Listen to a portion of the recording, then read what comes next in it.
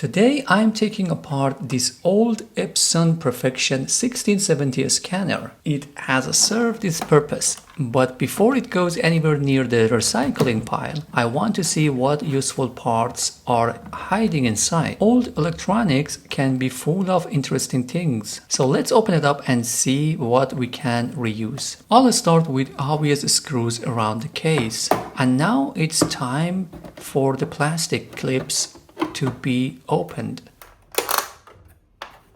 There we go, the bottom is off.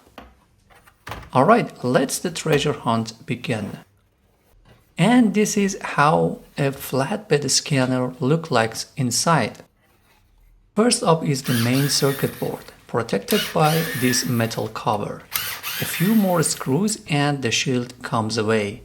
Underneath is the board that handled communication, power distribution, and control for the scanner. I'm disconnecting the plugs carefully and lifting the board out as one piece. It has the USB connector, power socket, several useful electronic components. This is our first proper salvage item. I'm going to keep it like this so we can use it in one piece in a future project maybe. Next is the drive system. We are going to open up the motor.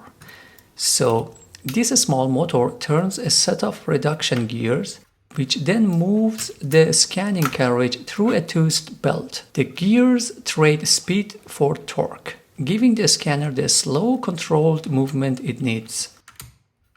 The motor and gears come out together, which is perfect. This little assembly could be useful in a future motion project.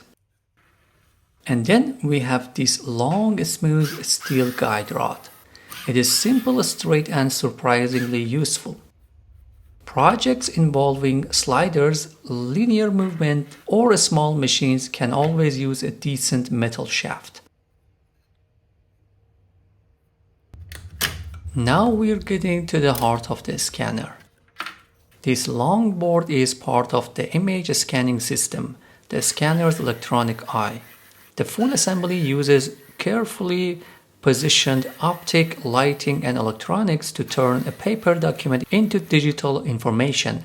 Reusing the sensor itself may not be easy without its original controller, but it is still fascinating to see how compact the important part of the machine really is. The belt is flexible, lightweight, and designed for precise movement. Even if I don't have a plan for it today, it is extremely useful component, so I'm keeping it. The carriage still has more secrets. At this point, the goal is salvage rather than reassembly, so I can be a little less diplomatic.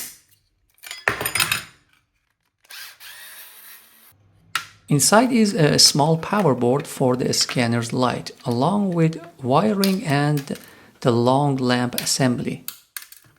This little board has a transformer, capacitors, and a few other components. I'll save it as a complete module for now rather than stripping it immediately.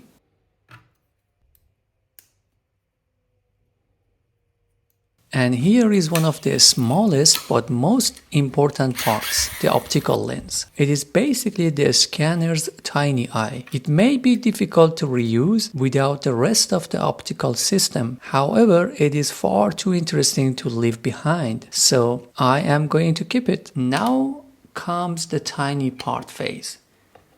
There is a small roller, several clips, bushings, and shaped plastic pieces, and so on. None of these looks very exciting on its own, but these are often the parts that solve an annoying mechanical problem in the future build. Also, small rollers are just fun. I don't make the rules.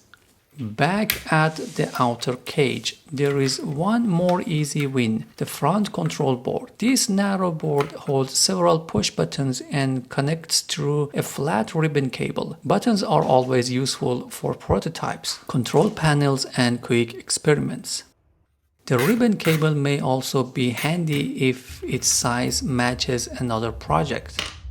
I'm fishing with the parts still attached to the case.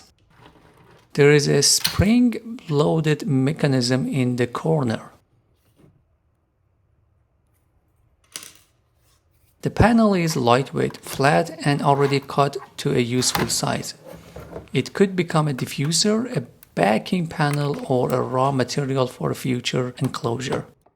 The remaining plastic shell is less exciting. And that's it. From one obsolete machine, we removed circuit boards, push buttons, a motor and gear train, a timing belt, smooth guide rods, wiring connectors, springs, rollers, optical parts, and several useful pieces of plastic. If you enjoyed this teardown, let me know which removed part you would use first and what would you build with it. Thanks for watching. I'll see you in the next one.